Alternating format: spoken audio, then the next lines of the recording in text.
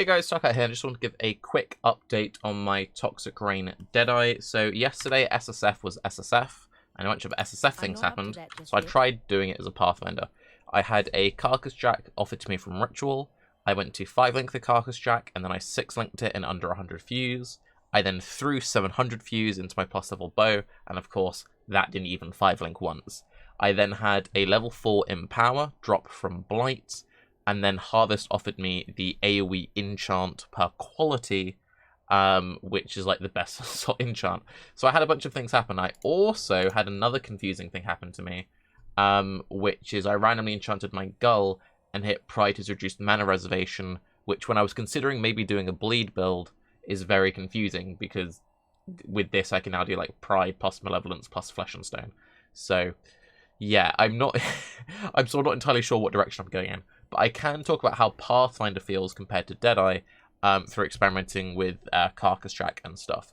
So in my previous video, if you watched it, and this will be purely a talking video, if you want to see gameplay, look at my previous Toxic Rain videos. In my previous video, I was talking about maybe doing some Pathfinder stuff, because I felt like I was at a bit of a crossroads of the character. I didn't know if I wanted to go full mapping with it, or if I wanted to transition it to be more bossing focused. So with a Carcass Jack and Pathfinder, you have enough AoE that you will guarantee always get full overlap with the default 5 pods. The rough rule of thumb is 5 radius equals 1 overlap. You can test this quite easily yourself. But yeah, basically the Carcass Jack pushed me over that threshold. So I thought, okay, well if I equip the Carcass Jack, I respec Pathfinder, I save 5 skill points because I don't need to invest here, so I can pick up more damage.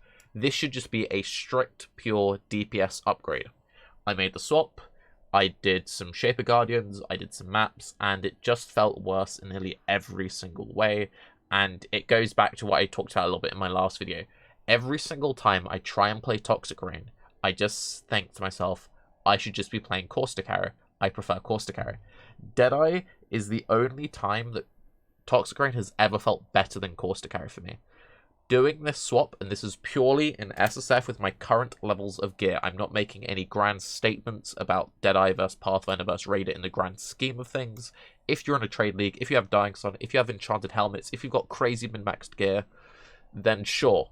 But if you're in a SSF or a league start environment, and the only DPS you have is a Quill Rain, a random 6-link, Deadeye will feel tankier, it will do more damage, and it will map significantly faster.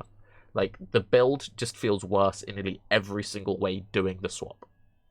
Again, I'm not saying it's bad, it just feels and performs worse with my current level of gear. That's a very important thing to say, because I feel like people are going to take this video completely out of context, but I just wanted to report that. So if you've been following along with my progress, and you've been in a similar boat, or if you've been doing some Toxic Rain Pathfinder stuff, and you're not crazy min-maxed, or you're doing Toxic Rain Raider and you're not crazy min-maxed, just try swapping to the Deadeye, and I think you're just going to have a much better build.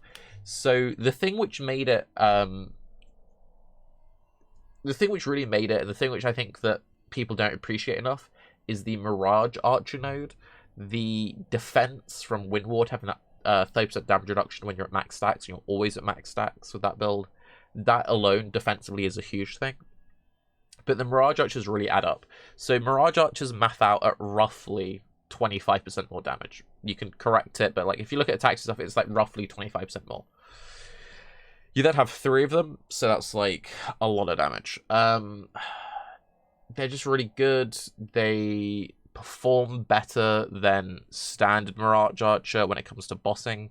Some people think the dead zone on them is too big. Once you play with them, they're pretty easy to manage. Basically, they kind of act like a Flesh and Stone. They have them in the center, and there's like a dead zone around them.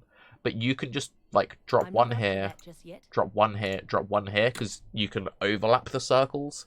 And you can have 100% uptime on all 3 in very tight areas like Ritual and stuff. You've got like 10-second duration on them because we scale increased skill effect duration. They just feel really good.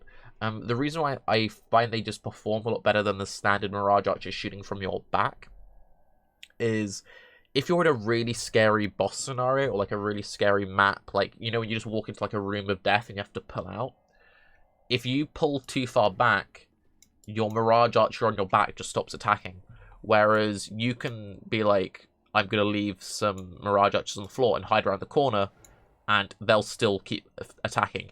If you go too many screens away, they'll stop working, because that's how just Path of XL works. Like with turrets, you'll notice this in Blight. If you go too many screens away, it just deactivates. But you can be about a screen and a half away, and they'll just be like, pew, pew, pew. It also means that when you're just like running through maps, like run, run, run. When you leave the one Mirage Occupied who stays there firing, it will clean up stragglers a lot better. Because if you go too fast, like, your Mirage Archer can refocus on your back, but you've, like, out of ranged it from that random mob on, like, 1 health. This is why, if you have enough gear, I think the Pathfinder... Like, I feel like Pathfinder will still eventually outscale the Deadeye once you have the gear for it. But with my current level of gear, the Deadeye just felt significantly better, and I'm 100% just going to swap back. I'm going to do a full respec from the Pathfinder back to the Deadeye. I need to swap my gear background so that I can swap the Carcass Jack for my other chest so I can get the element immune. It just felt better. And, like, another thing to stress, doing this gear swap, I gained pod overlap, I gained damage on the tree, and I went up to 58% positive chaos res, and it still felt squishier. Like, it just felt worse. It just felt worse. So, yeah. One thing I am doing, though, just to make sure that I'm not having, like, a extreme bias just because it feels slow from losing the tailwind, I'm going to have, like, a 24-hour palette cleanse where I just play a different character. And then I'll come back to it and I'll do another test of Pathfinder vs Deadeye. But yeah, with my current gear, my current everything, it just felt worse. So try out Deadeye if you haven't already. Let me know what you think I should be doing with my crazy, crazy stupid RNG and SSF. Like, why are you doing this to the SSF? I don't know what direction to go into. And yeah, I'm Tarke. I've got some experimental-ish builds that I'll be showing you in a couple of days once I see if they work or not.